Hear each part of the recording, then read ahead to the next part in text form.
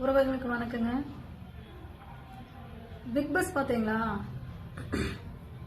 கமர்தன் sir ஒரு பொண்ணுன்னு கூட பார்க்காம இப்படி தள்ளுறீங்களே, மனசாட்சி இல்லையா சார் உங்களுக்கு? பாரு மேடம், சூப்பரா கேம் விளையாடுறீங்க மேடம், 2 பேரும் சேர்ந்து. என்ன மேடம் இப்படி பண்றீங்க? நீங்களும் ஒரு பொண்ணுதான், அவங்களும் ஒரு பொண்ணுதான்.